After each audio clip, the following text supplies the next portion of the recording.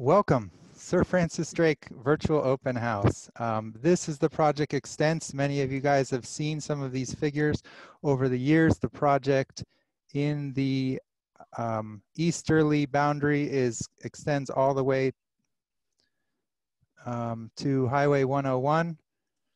And in the, excuse me, I have an alarm going off there. In the westerly end of the project is the Ross town limit. So it's a total distance of 2.2 miles. As you know, there's a number of schools and important infrastructure for the community in this area, including medical facilities, Marin Health, shopping and retail along the corridor, as well as many homes in close proximity. So in around 2014, the Transportation Authority of Marin identified Sir Francis Drake as a priority project. This is one of the busiest roads in Marin County. And so it's a priority for traffic flows and pedestrian movements, and the Transportation Authority of Marin allocated $14.5 million for Sir Francis Drake, this portion of Sir Francis Drake. And at that time, the county began its planning effort to start the project. A community advisory committee was formed, a technical advisory committee was formed. The team held public workshops and meetings, did site walks. We got input from many of you that are, I'm sure, on this call today who participated in open houses where we were actually all met together. Looked at boards, looked at options. There was many studies that were done of the designs, of options, of traffic routing, of transit patterns, of accident data from all of our records, etc. So for those of you that have walked through the project for this last 6 years, I also want to just thank you for your input and your continued support of the project. In 2018, the project environmental impact report was approved by the Marin County Board of Supervisors.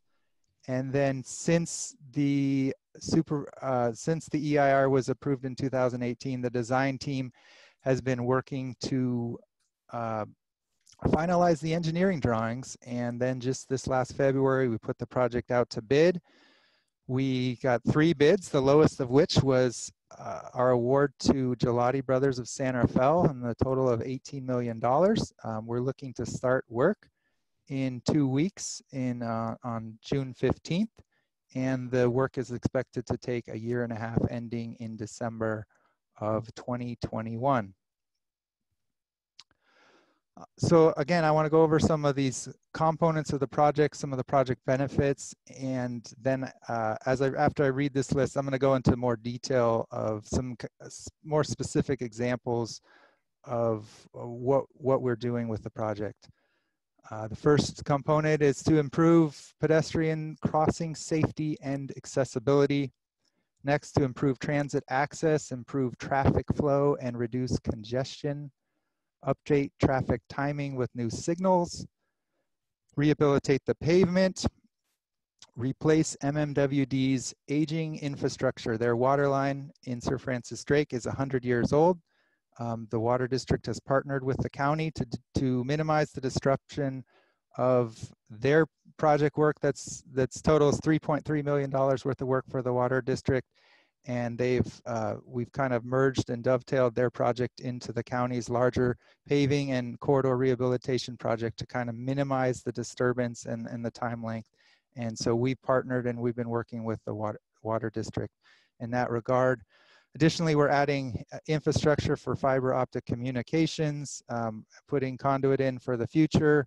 Verizon Communications is partnering with us to install conduits.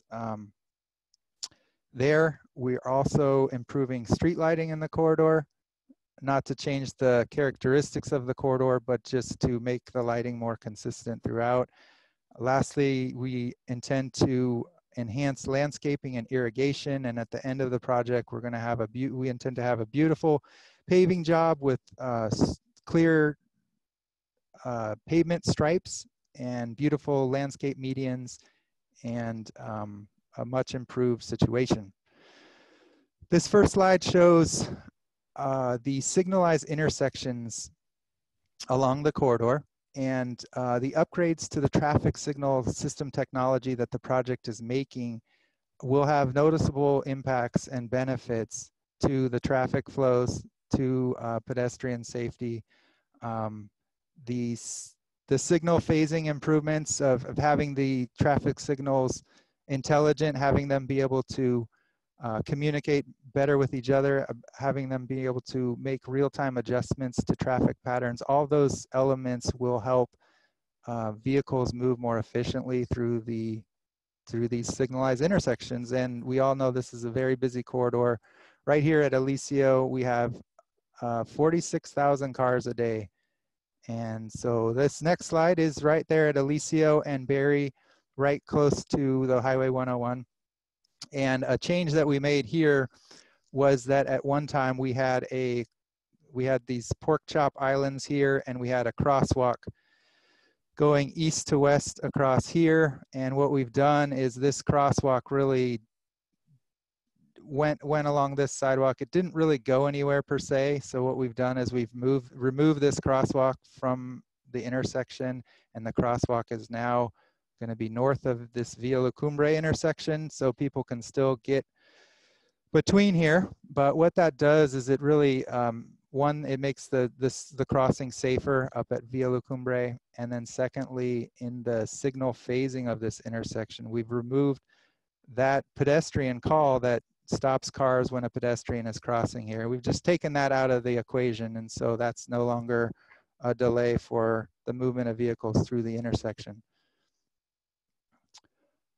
Next, just adjacent to this at Alicio, we are widening the sidewalk on the north side of the sidewalk from El Portal over here to Alicia. We're widening it there, and that's going to just improve the movement of pedestrians through that portion of the corridor and improve the access for kids on bikes. Along the south side in the same stretch from El Portal to Alicio, we're adding a third lane in the eastbound direction only. And that is intended to just improve the capacity of vehicles in that eastbound direction.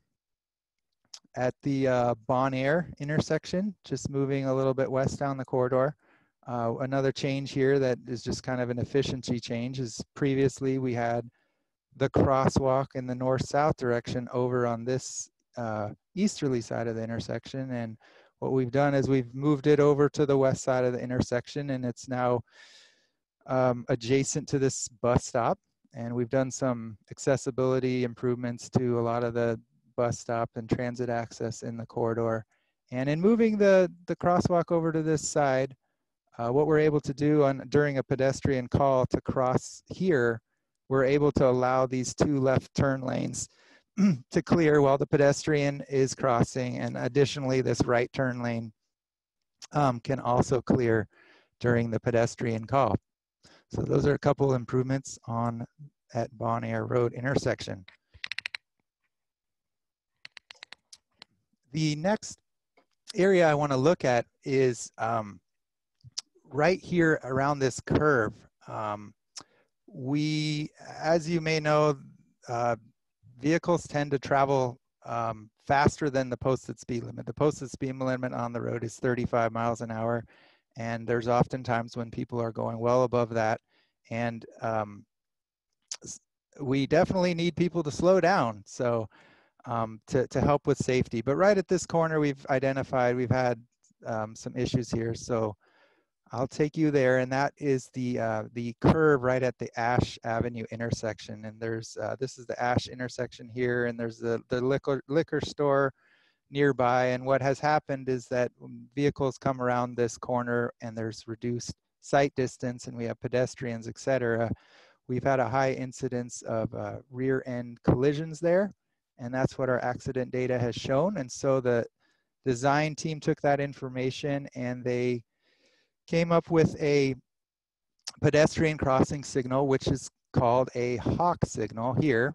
And the way this hawk signal works is that a pedestrian wishing to cross the intersection will push their pedestrian call button.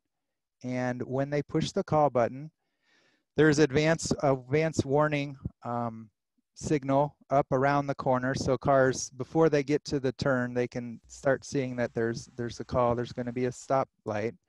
And then what happens is when someone pushes the button, the light doesn't just go strictly to red or strictly to flashing or anything that's going to make somebody stop immediately and hard and sudden with where those rear end collisions were happening. So what happens is they push the button, the light goes to yellow, the advanced lighting goes, then the light goes to yellow, and then it transitions to a red light. So people will have time to stop.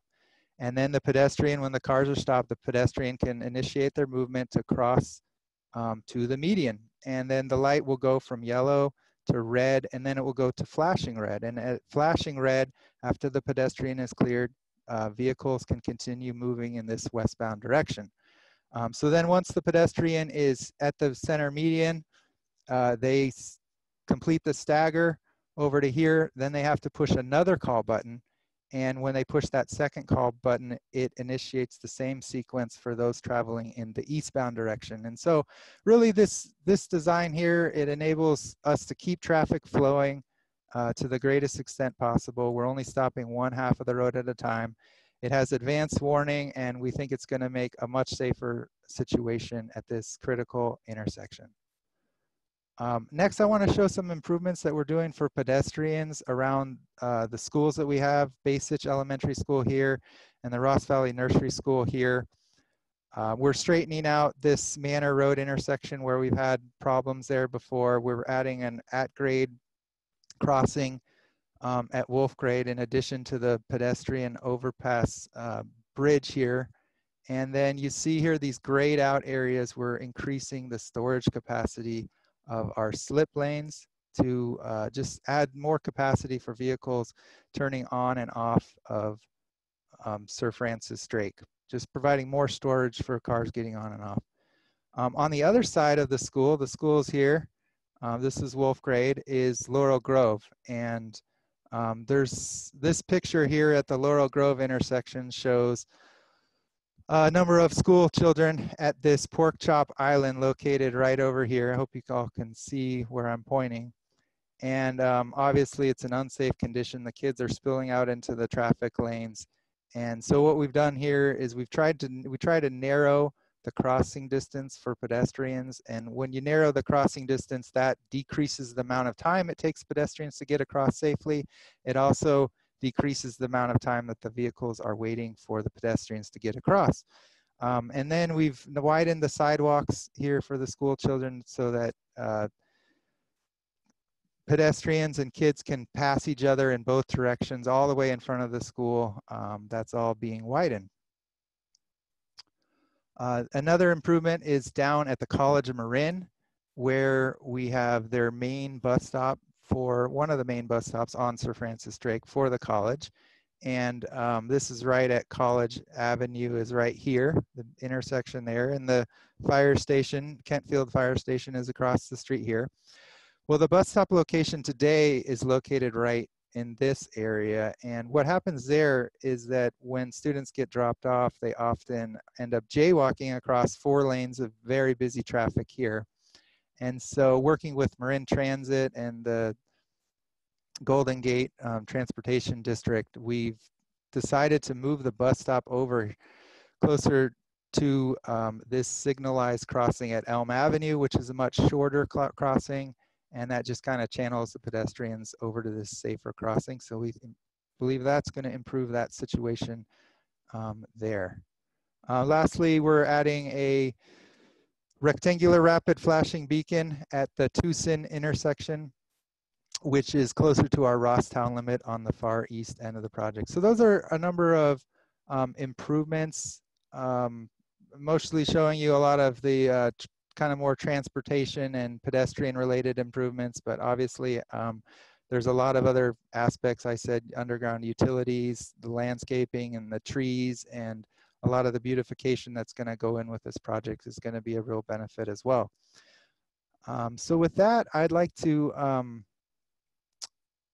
turn this over to Matt Vale to talk more about construction and what's going to be happening in the coming weeks and months and throughout this next year with construction. Thanks, Philip. Good evening. My name is Matt Vail. I'm with Coastland Engineering, and I'll be acting as the resident engineer during the construction of the project. As it's been mentioned, we are going to begin work on June the 15th. That work will be primarily nighttime work, and I know one of the concerns, and I've noted the comments, is that the work at night is necessary because of the traffic flows. The first order of work is going to be replacement of some water lines for MMWD, or Marin Municipal Water District.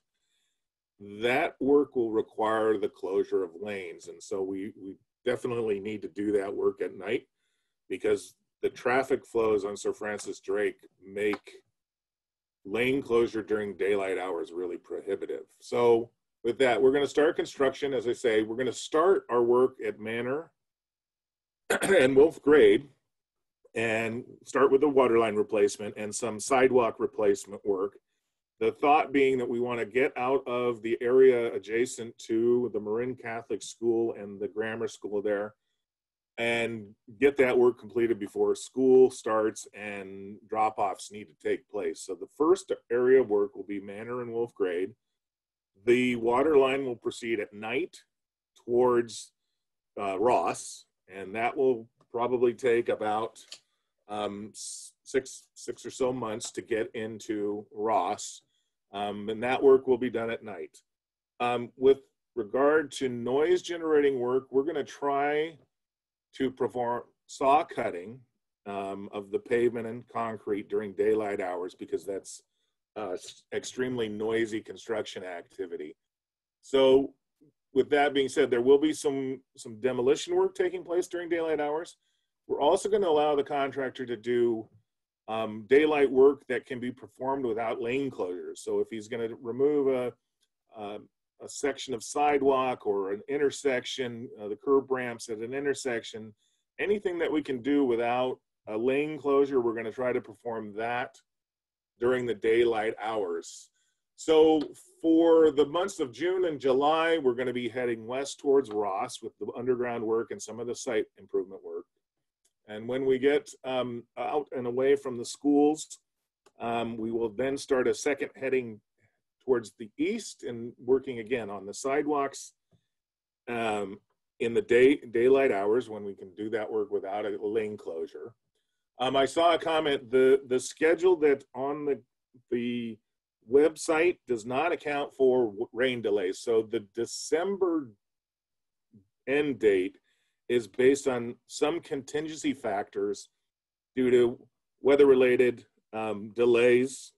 And also, I don't think we've mentioned it, but there will be a break in the construction during the holiday season. So beginning in approximately December 1st of this year, we're going to take a pause in the work so that the shopping center is not affected during a busy shopping season.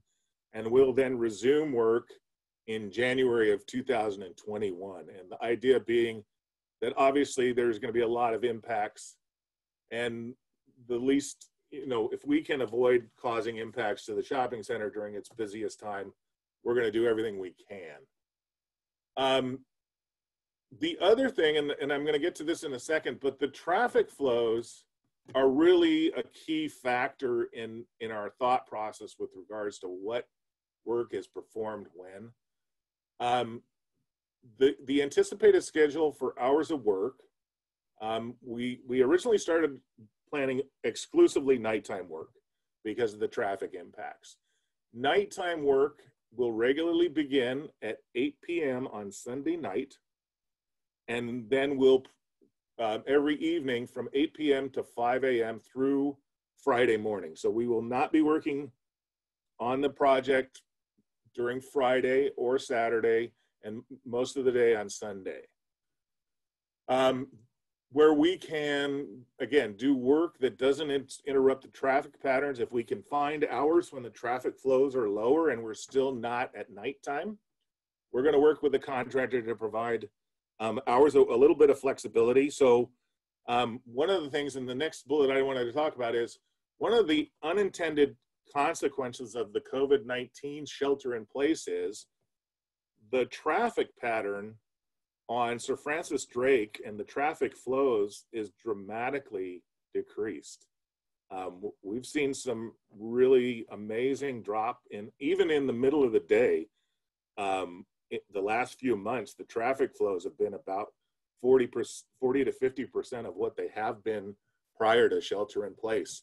So as long as that trend holds, we're going to try to take advantage of those diminished traffic flows and get out and do work where we can close a lane and not disrupt traffic. And right now it looks like the information shows that beginning at about 4 p.m. or 5 p.m., there is a real reduction in the traffic flows in both directions, although primarily in the westbound direction.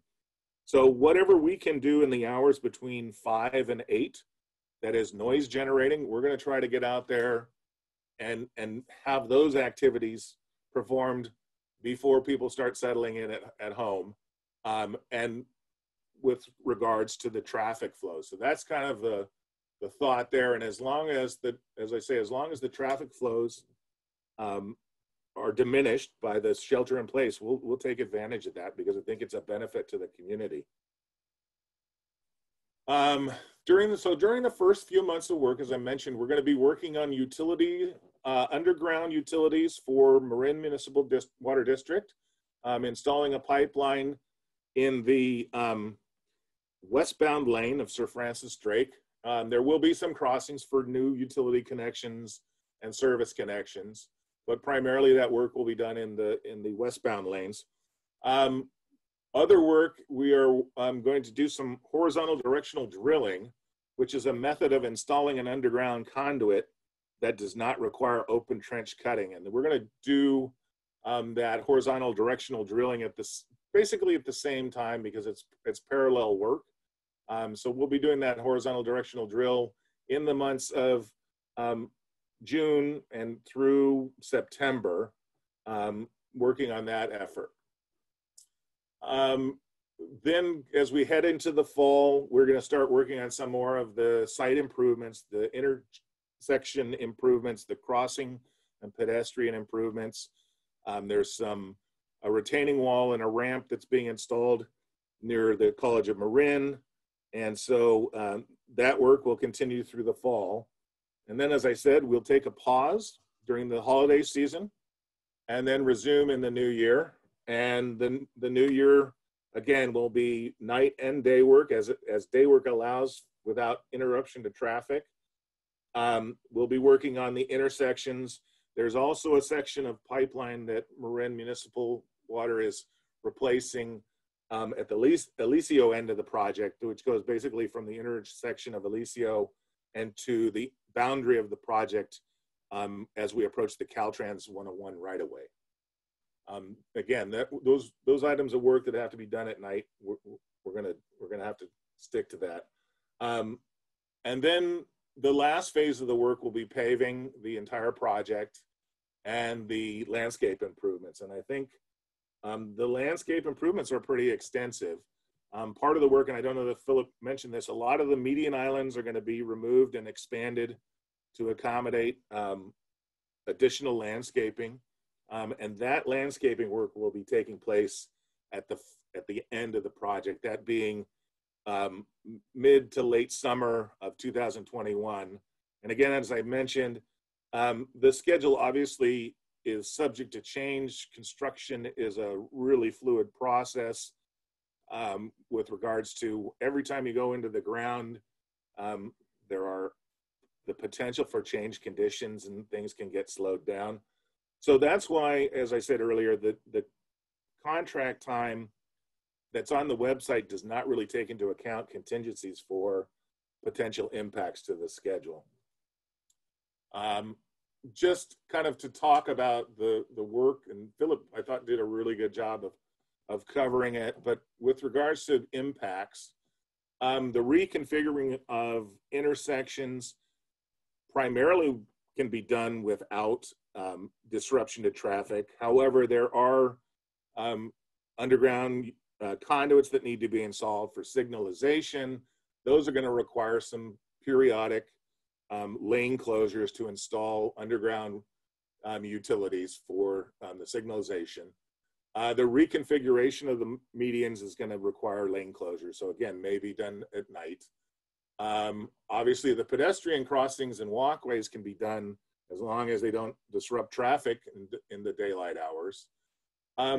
Primarily, the upgrade of the signalization, and that means the traffic poles and the traffic lights and the camera modifications. That work can primarily be done in the day. It may require some periodic lane closure for construction equipment. And then the repaving, obviously, that's a tricky one because if you're at all familiar, placing of asphalt concrete is temperature sensitive. And so we want to take advantage of the late summer warm weather so that we can pave at night. As we head into the fall and the temperatures start dropping, paving becomes a little more difficult in winter and fall months. So we're going to try to get out ahead of that.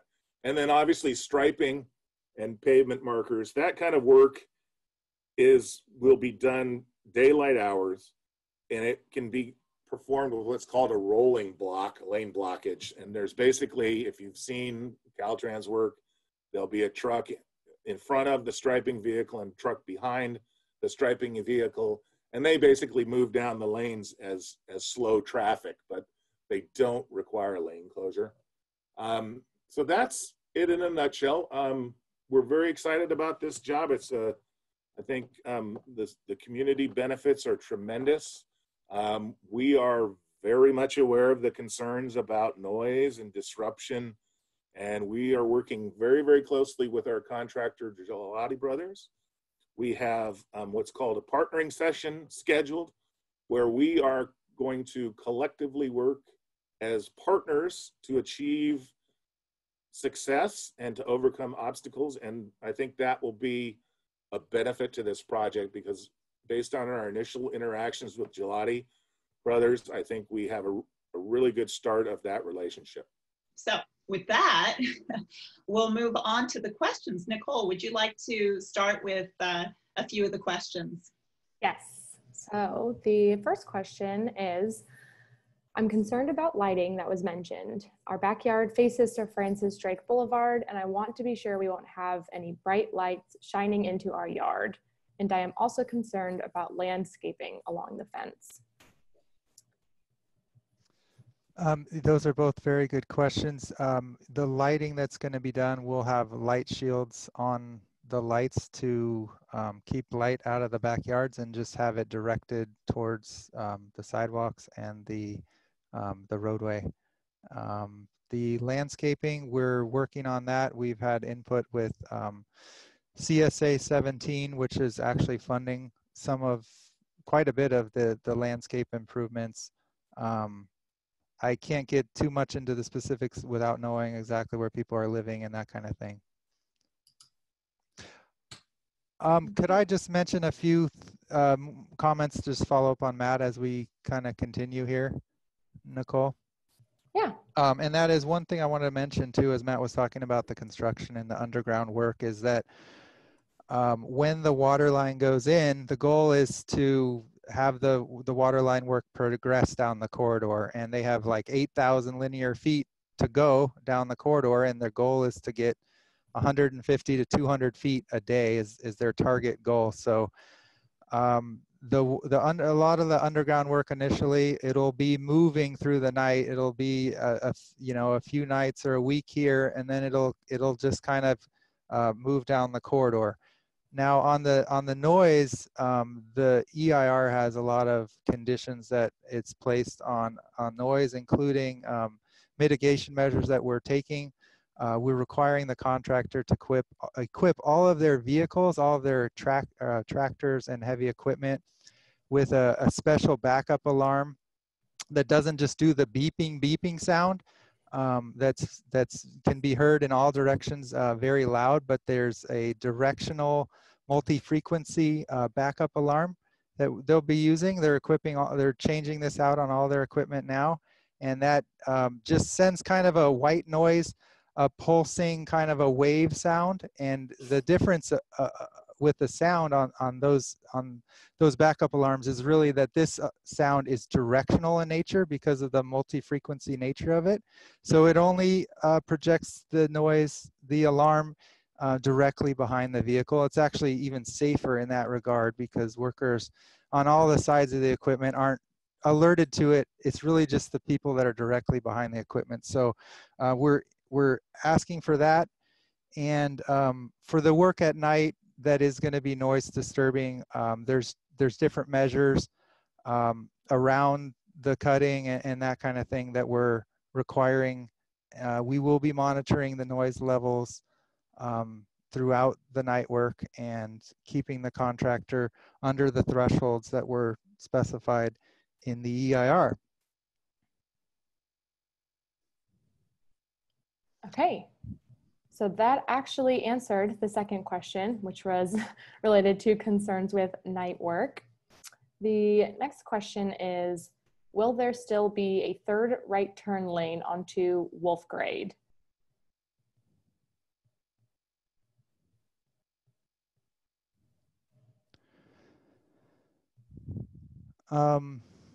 Let me look at,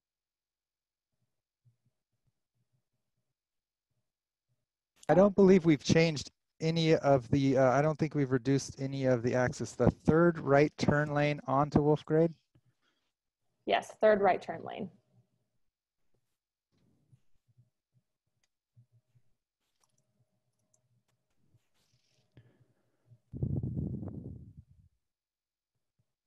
Okay, to the northbound Wolf Grade, there is still a turn pocket, yes, to the north.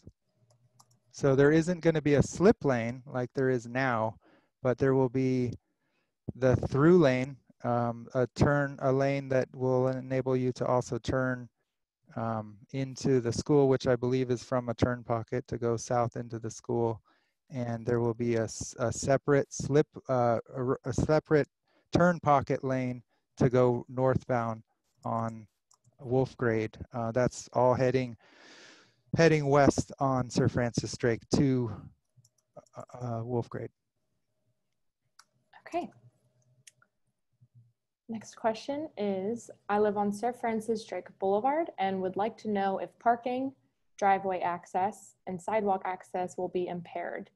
I would also like to know if there will be construction on our yard access between the sidewalk and the boulevard. Matt, do you want to take that one? Let me unmute you. Oh, hold on. There we go. All right.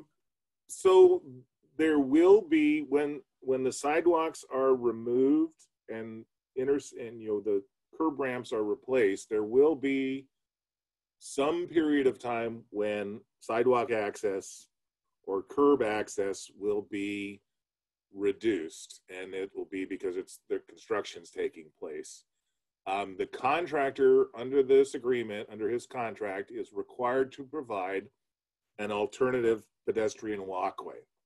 So there will be temporary pedestrian walkways that will be ADA compliant for those periods when the sidewalks or the curb ramps are demolished and being replaced. I'm sorry, I don't know the exact address. There are some areas along Sir Francis Drake and near McAllister where some of the street parking is being eliminated. Yes, some of it's being retained, some of it's being eliminated. If it's the McAllister that's closer to Basich Elementary School, kind of McAllister East, and the sidewalks being widened, then there's going to be definitely more impacts with the driveways. If you saw that screenshot and that was in front of your house, there will be more impacts there. By and large, there isn't a lot of sidewalk work happening up and down the corridor. Most of the work is that path widening between Alicio and El Portal, and then this widening around Basich on either side of Basich. Otherwise, we're not doing all the driveways or anything like that throughout the corridor or all the sidewalks even. All right. Oh, Gladys, you're on mute. Just go to the next question, sorry. Oh, okay. Okay.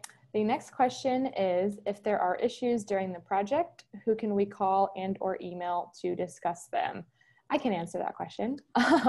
So if you go to our project website, which again, we'll send out after this email, but it is www.upgradethedrake.com.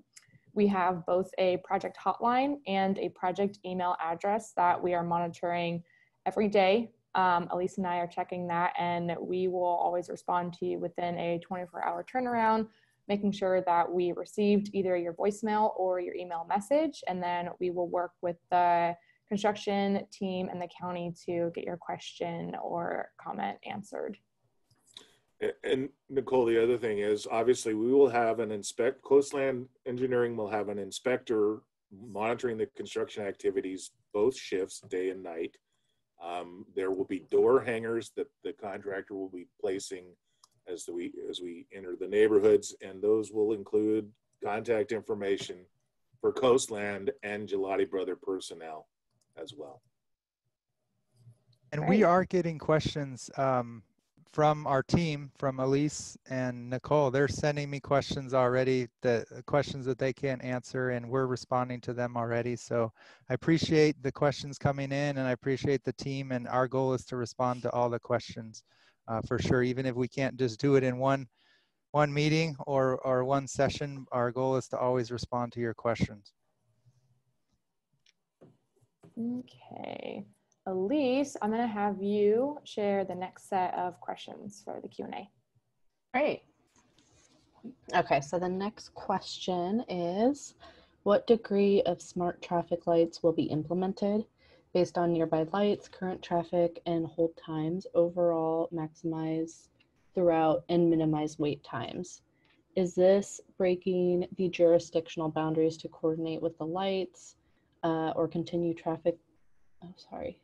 To coordinate with the lights at the 101 Sir Francis Drake intersection.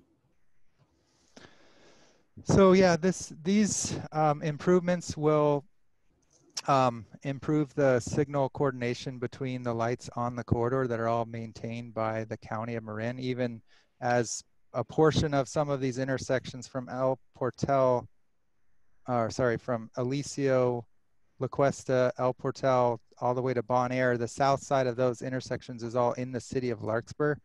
The signals themselves are maintained by the county, and all of our signals with this work will be more synchronized. The project is also, with the fiber optic conduit that we're installing, we're leaving space for future signal interconnect that would also connect the lights on the other side of 101 in Larkspur over at Larkspur Landing, and then also continue to the town of Ross for future connectivity and integration there.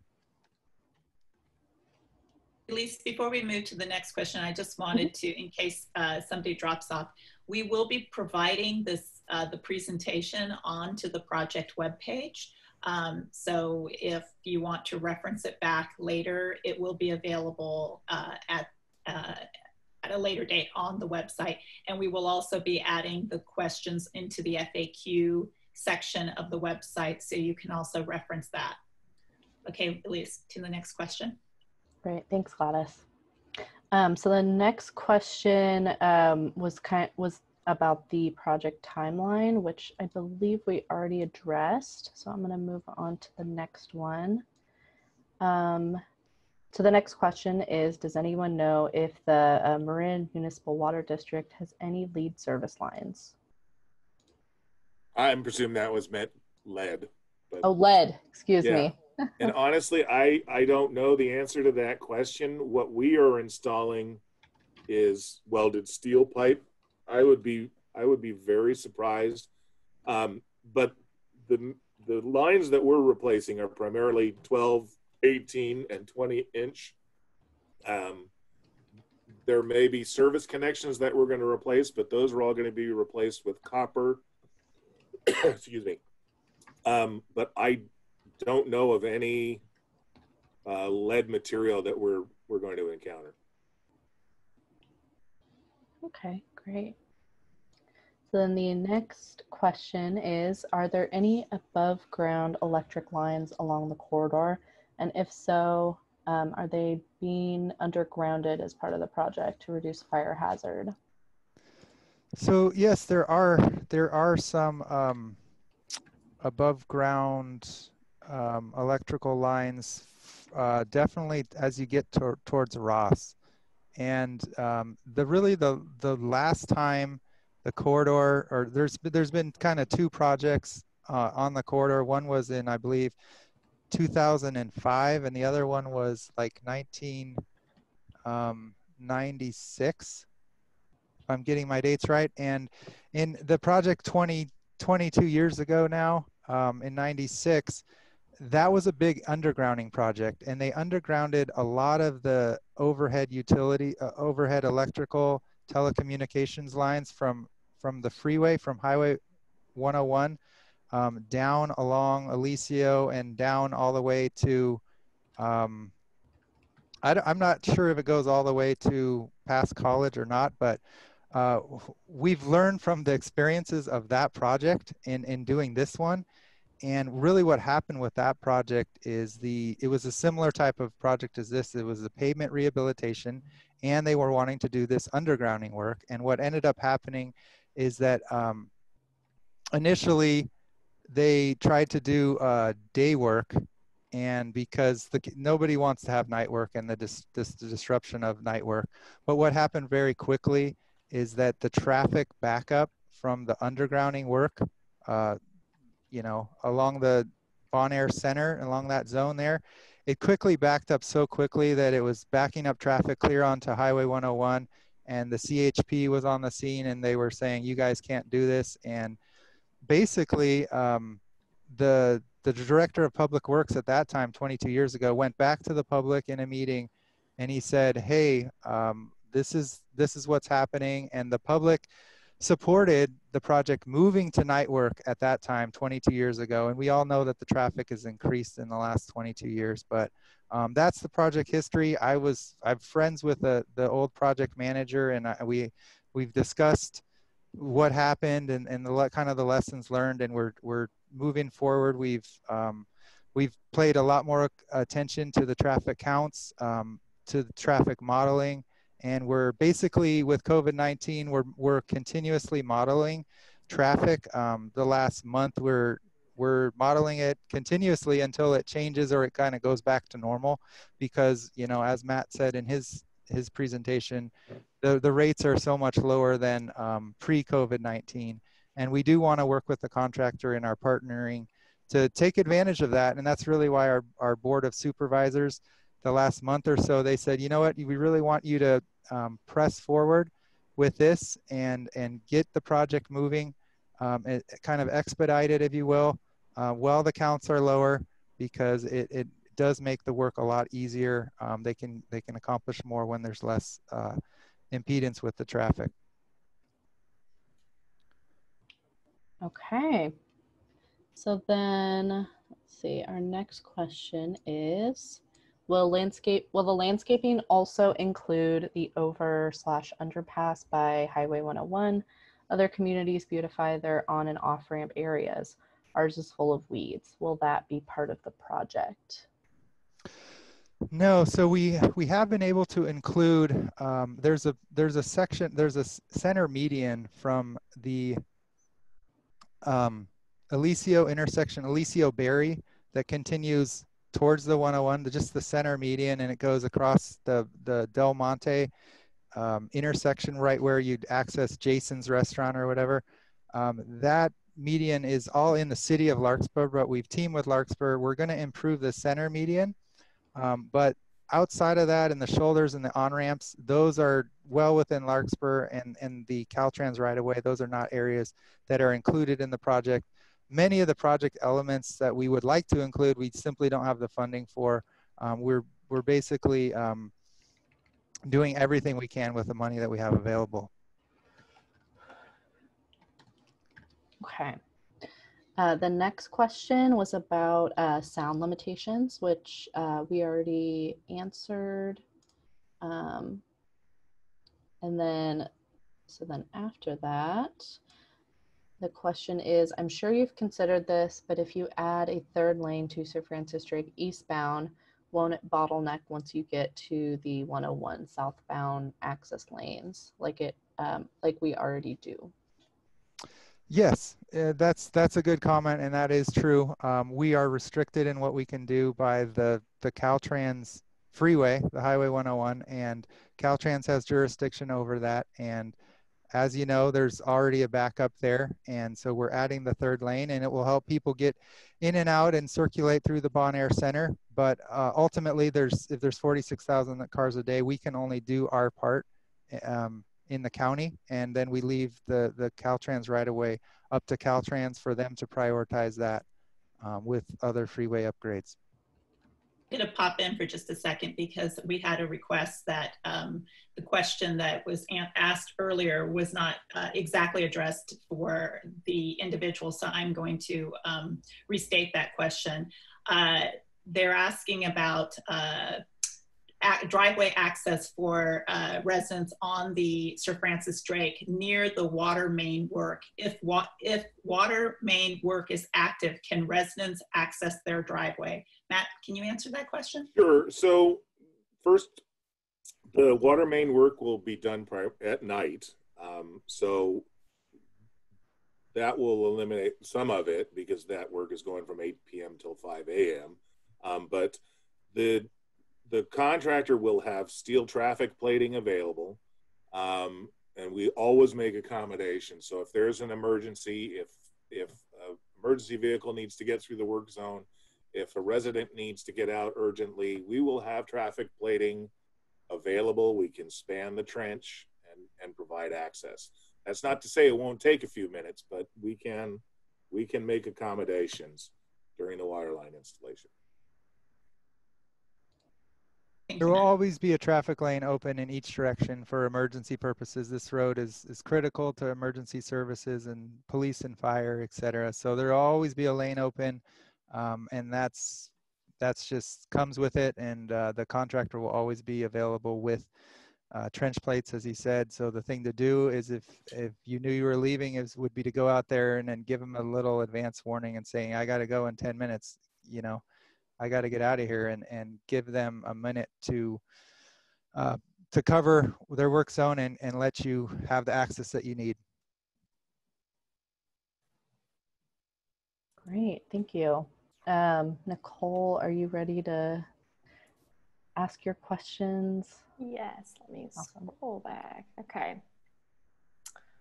So the next question is, what will the lanes look like coming from La Cuesta to Sir Francis Drake?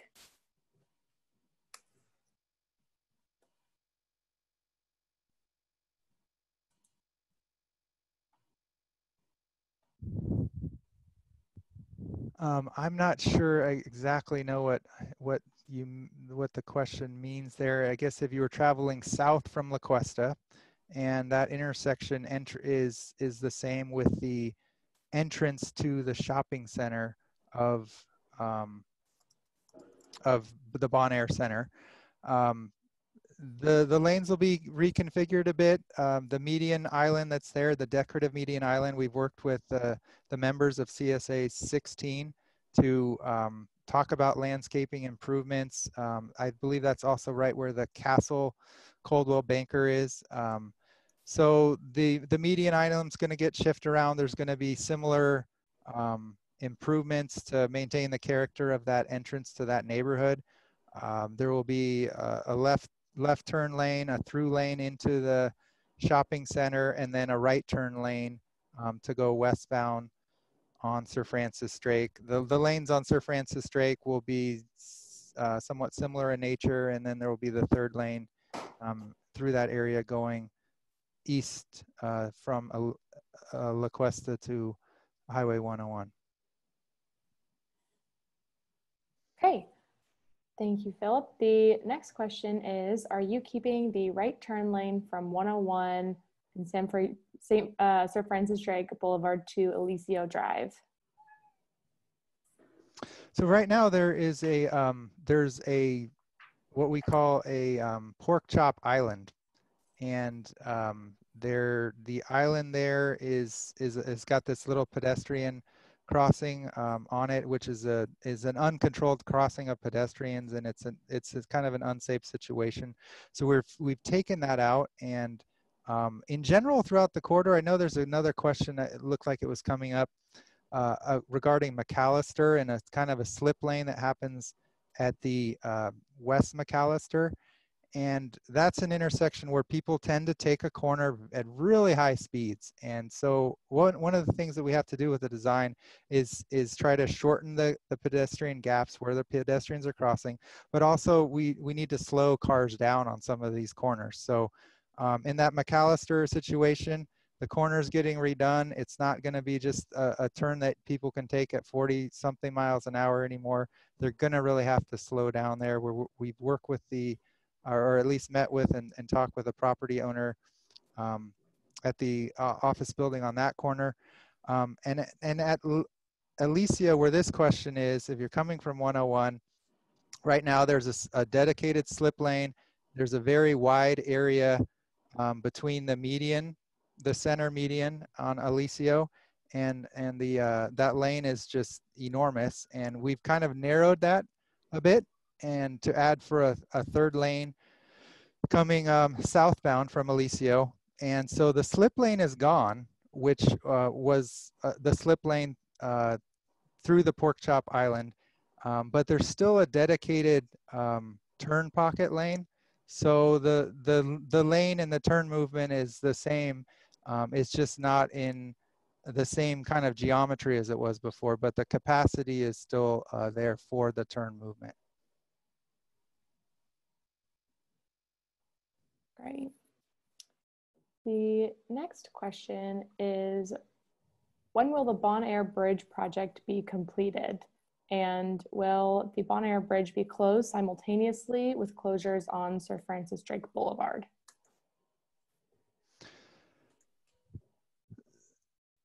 So I don't know if we may have someone from the city of Larkspur on the call today. We've been working closely with Julian Skinner and with Rich Cho in their public works department. I don't have the date of when it will be completed. It's a similar situation as far as emergency personnel, as you can see with their staging of the bridge. They have to keep that roadway open because it's a vital link to the hospital. So they've went ahead and they had to build a separate bridge alongside the existing bridge before they can remove one, and that's just to keep access going. And so even though there's this massive construction project that's taking like 4 years to complete, they're still maintaining access. And it'll be similar with the corridor work that we're doing. We still have to maintain access for emergency vehicles at all times. When we do the major work a year from now, which would be like the paving work, which will move quickly, but it's going to be, full lane, 2 or 3 lanes at a time. There's still, traffic will be kind of detoured around to the other available lanes, and there'll still be lanes open in each direction. And so we're never really closing anything. We simply can't do that. There'll always be movement through the corridor, and we're doing our best to limit the delays caused by the construction. Okay, the next question is, and I think we've already addressed it, it's just about what time is considered night work.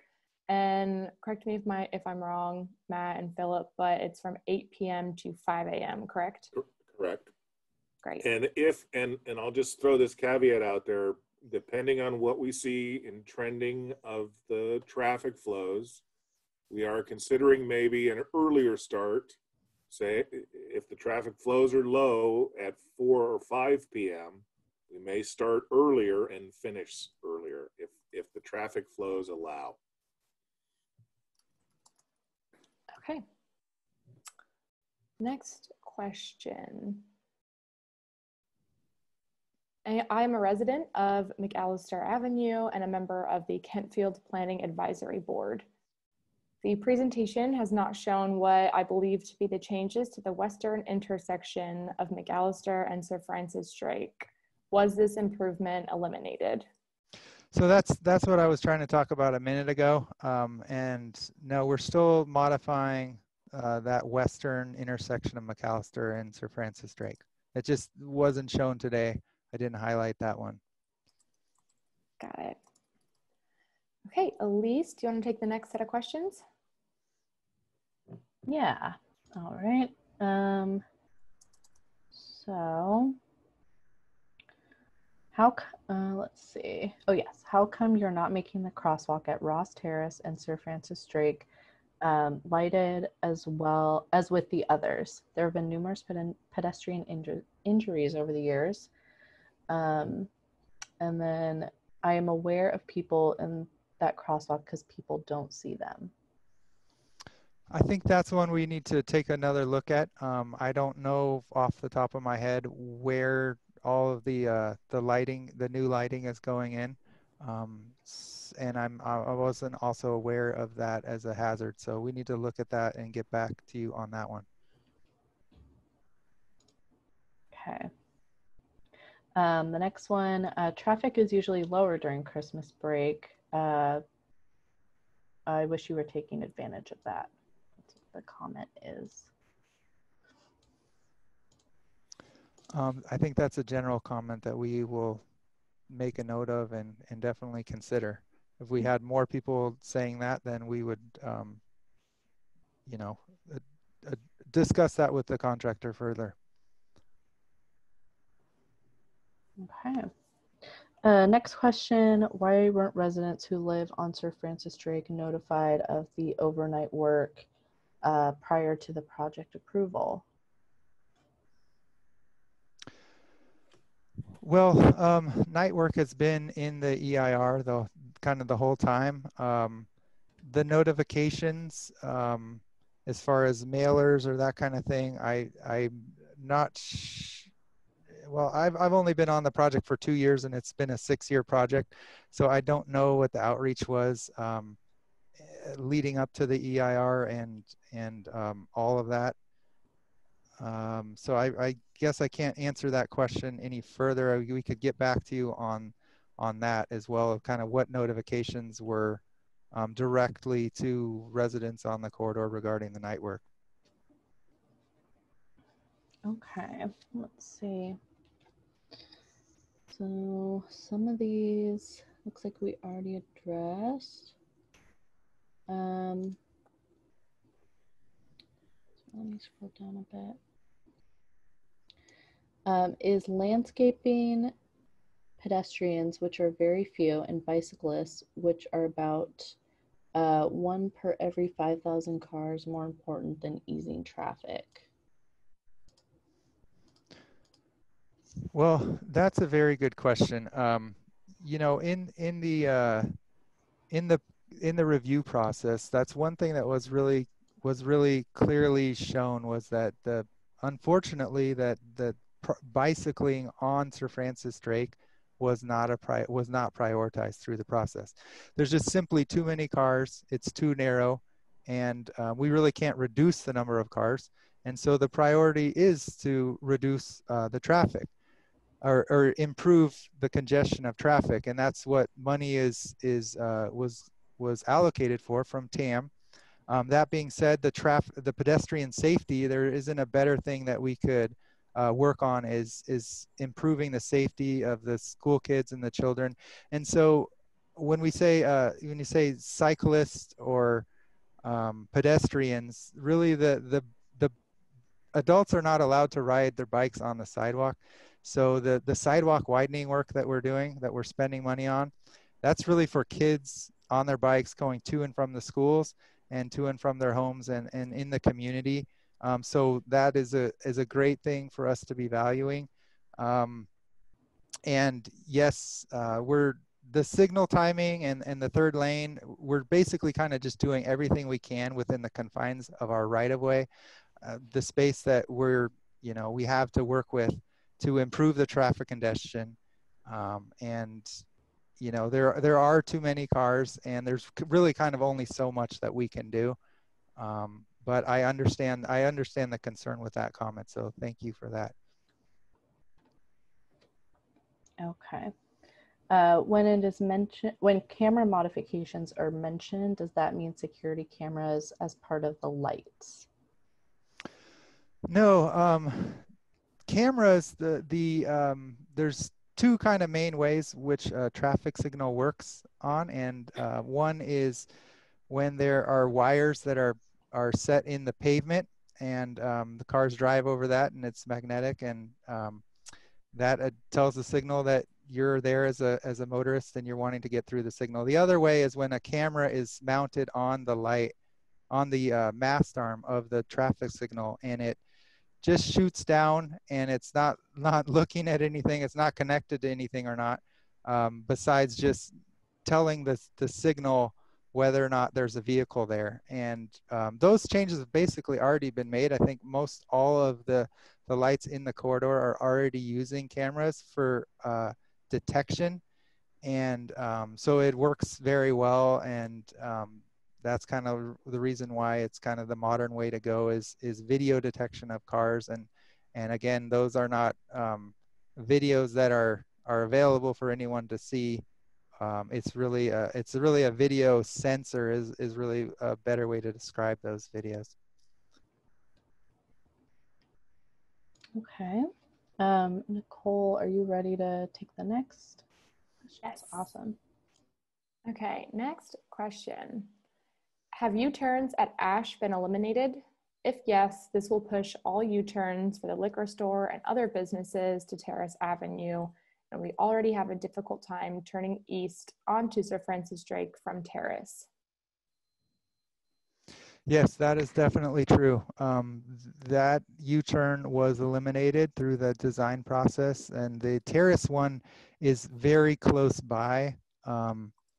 And so when they made that determination and to improve this safety situation at Ash for the crosswalk at Ash, that's something that they took into consideration when they eliminated that U-turn. Okay. Next question is, I have not heard any mention of a bike lane. Will bike traffic still be discouraged or prohibited on Sir Francis Drake Boulevard? No, it's not discouraged or prohibited necessarily either way.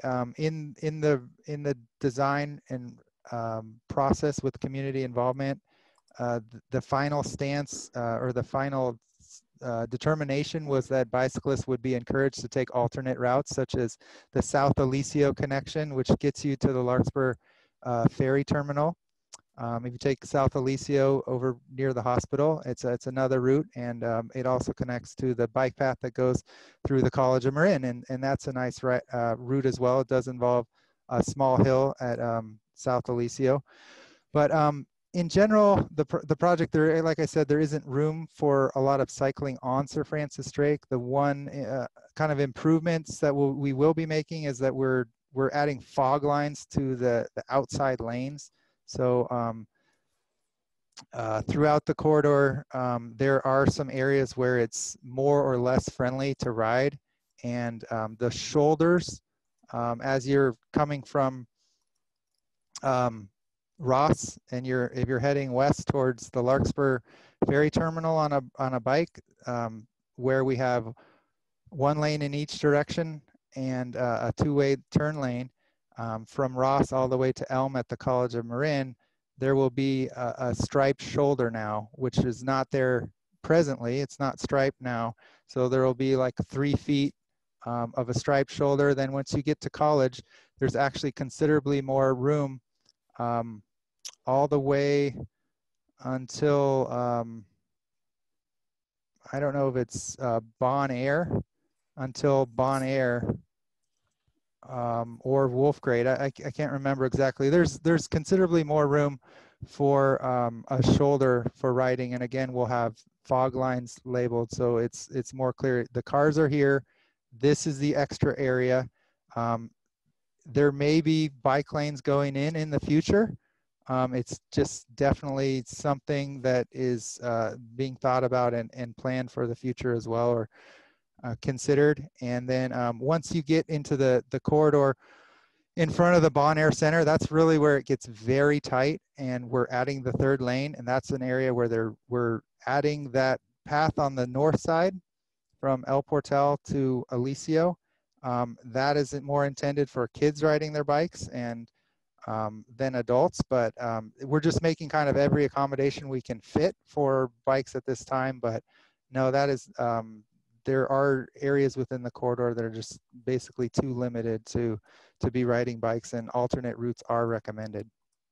So I'm going to break in here for just a second because we've had a request about Alicio again, and the individual is concerned that the question might have gotten skipped. I don't think it had, but I will just bring it up really quickly. That is there a way that we can pull up the slide that shows the changes to the right and left turn lanes from 101 to Alicio and Berry? Seems like the changes will impair the turn to Alicio, which is already an issue. Philip, do you think you might be able to address that? Yeah, I can look at that. I also should just ask, what are we planning to do for time? I can go here for as long as I can stand, but and we do want to answer as many questions as we can, and we can kind of certainly follow up with questions offline and try to answer the questions and post them to the website. But I've got this open here and I'm sharing my screen, it says. So again, we have 2 through lanes in this direction. We have the 2 left turn lanes southbound to Berry. And then this Pork Chop Island is gone because the crosswalk is gone, but we still have this dedicated slip lane, or this dedicated turn pocket lane, I should say. And then this turning area is definitely being narrowed. We've looked at the radius and the size of vehicles that can make this turn.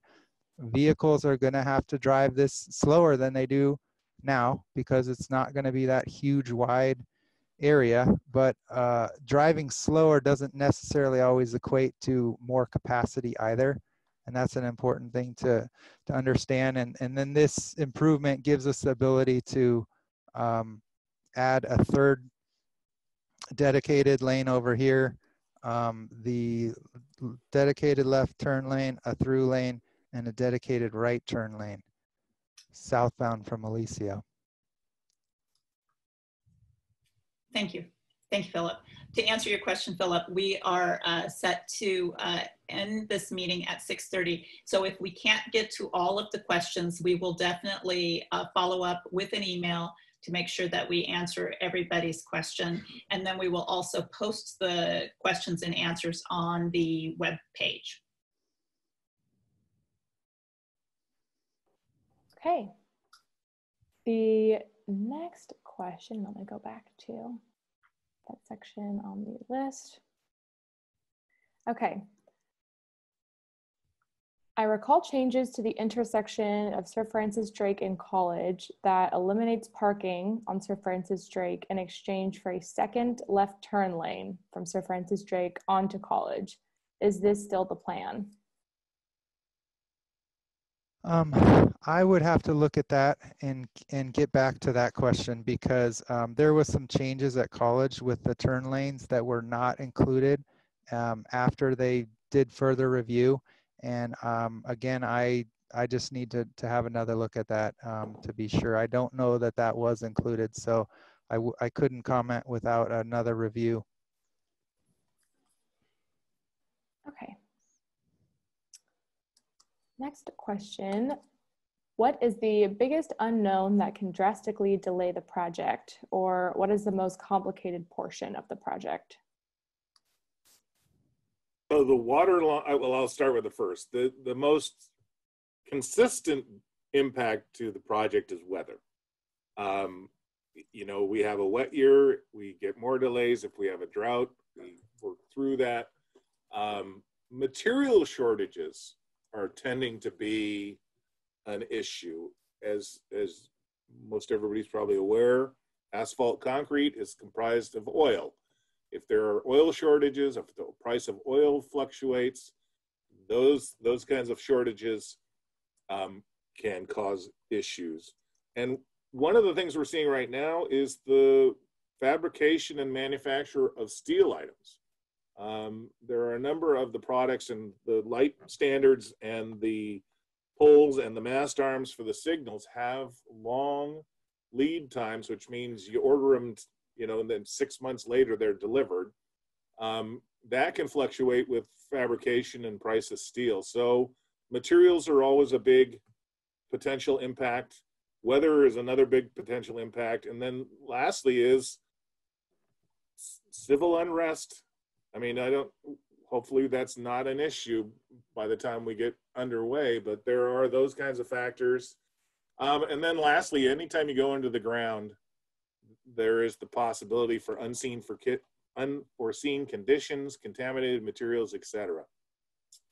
That being said, the most complicated portion of this project, I would say, is the water line, because it's underground and there are the potentials for unknown utility conflicts. The second most complex, I would say, is the signalization changes. Okay. Elise, do you want to share the next set of questions? Yeah. Okay, next question. Will the people who may be impacted by construction be notified ahead of time when the project moves into their area? Yes. So yeah, there will be a door hanger program. The website is available, but the contractor will go door to door a few blocks away from Sir Francis Drake and do a door hanger distribution. Okay, next question. Has there been any coordination with the city of Larkspur or county of Marin about traffic calming measures on neighborhood streets and reducing through traffic there?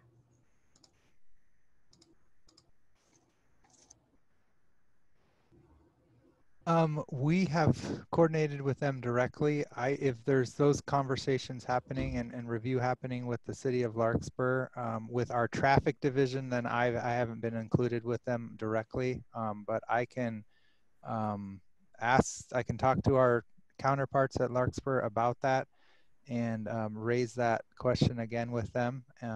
Obviously, if you want to site-specific measures or areas where you live in your comments, that will help us in our conversations with Larkspur for sure to know what measures would be helpful. Okay, and then the next question is, will you be doing any work on the bike paths?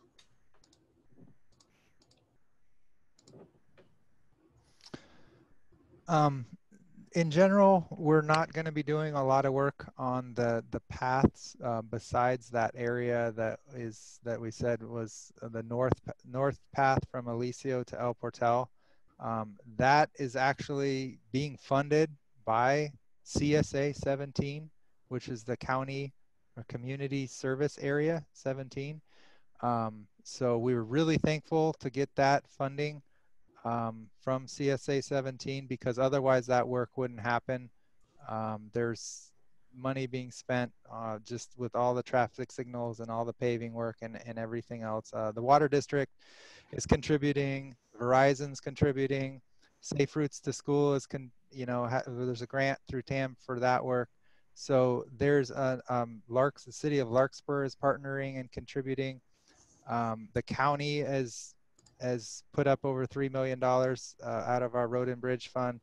And that comes from, at the sacrifice of other districts that in the county that want paving work, et cetera, to be done in their districts. So we're all just kind of doing everything we can to get this project as complete and holistically to deliver the project as best we can. And yeah, we don't have money, obviously, to do everything we'd like to do, but that's it. Okay. Next question. It would be very helpful if detailed drawings of the intersections were available to view on the website. Is there a way to get those on or available on the website?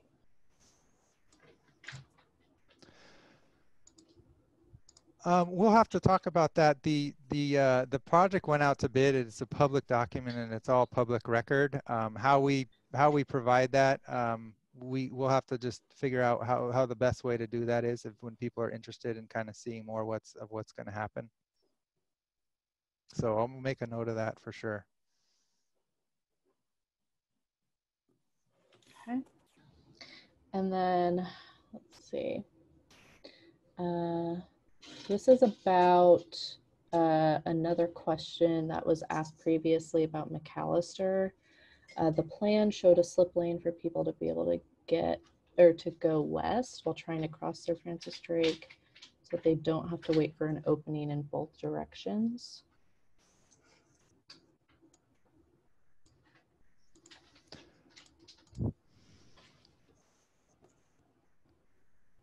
I'm not sure I understand that question because there are two McAllisters. There's kind of the eastern one and the western one.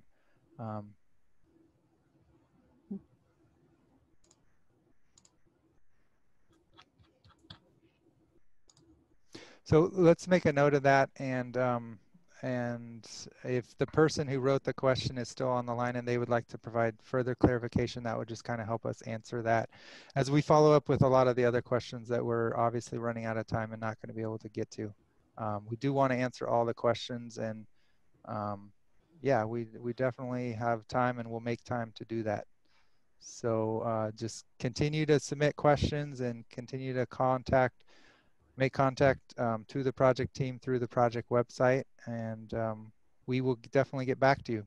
I got one more question here, and it has to do with synchronizing lights between east and westbound Sir Francis Drake at 101. Can you answer that? Did you hear me? I've asked it several times.